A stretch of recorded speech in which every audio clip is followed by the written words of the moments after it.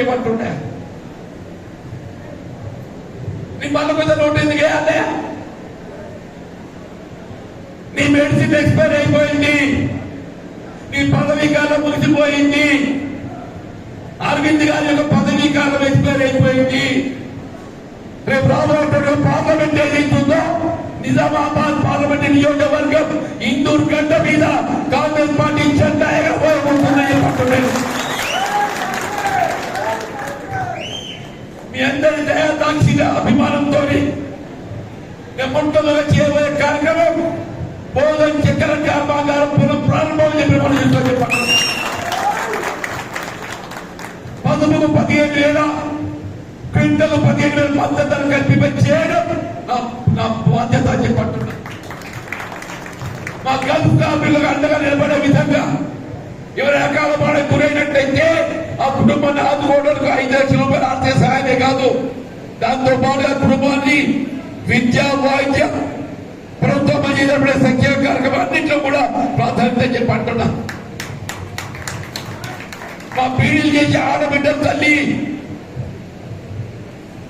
మీ ప్రస్తుతం ఉన్నట్టుగా 230 స్థానే కూలీ 300 రూపాయలు చేయడంతో పాటుగా ఏ విధమైన కట్టాలు లేకుండా పిఎఫ్ ఎప్పుడు గుర్తింపు పొందినా ప్రతి ఆడబిడ్డకు పీడీలు చేసే ఆడబిడ్డకు 4,000 రూపాయలు పెట్టి కల్పించబోయేది కాంగ్రెస్ పార్టీ తల్లి అని చెప్పండి.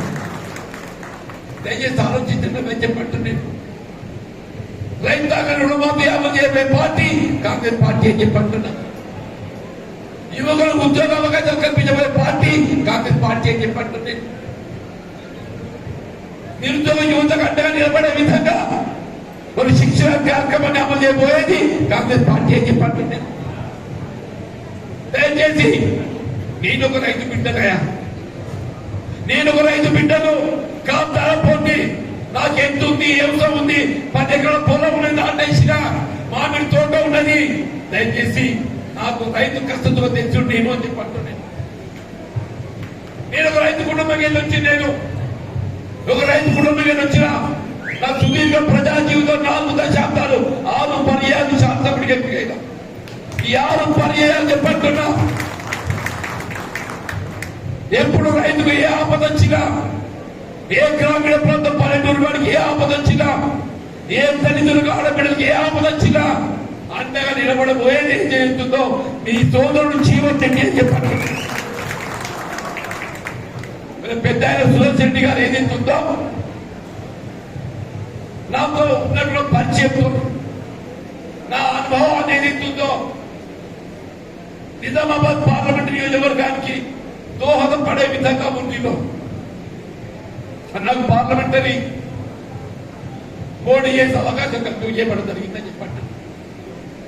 యావత్ నిజామాబాద్ జిల్లా చెప్పంటున్నా మా మిత్రులు అందరూ కూడా ఏకాభిప్రాయంతో నా అభ్యర్థిత్వాన్ని సంబంధించడమే కాదు, నా విజయాన్ని కోసం కంకణం కట్టుకోవడం జరిగిందని చెప్పండి. ఓవరాల్ కవితమ్మ గారికి అవకాశం ఇచ్చిండ్రు, తొలిసారి ఏం చేసిందో చూసి ఎక్కడుందో చూస్తున్నారు అని చెప్పండి. నేను మా మిత్రులు అరవింద్ గౌతమ్ అవకాశం ఇచ్చిండ్రు, 5 ఏళ్ళు గడిచింది, 5 రూపాయలు పనిచేసినాడే. అరవింద్ గారికి అవకాశం కల్పిస్తే 5 సంవత్సరాలు గడిచింది, 5 రూపాయలు పనిచేసిందా? కాంగ్రెస్ పార్టీ నాకు ఒకసారి అవకాశం ఇవ్వండి అంటున్నాను. నిజామాబాద్ పార్లమెంట్ నియోజకవర్గం వాణిని పార్లమెంట్ లో గడమెత్తుతా చెప్పంటున్నాను. మన పార్లమెంట్ సభ్యుల పరిష్కారానికి చెప్పంటున్నా. బోధన్కెళ్ళి బీదర్ వరకు ఏం చేస్తుందో రాయల్ లైన్ పూర్తి చేయించే బాధ్యత నాది అని చెప్పంటున్నా. తెలంగాణ రాష్ట్రం ఏర్పడి 10 సంవత్సరాలు గడుతుందా?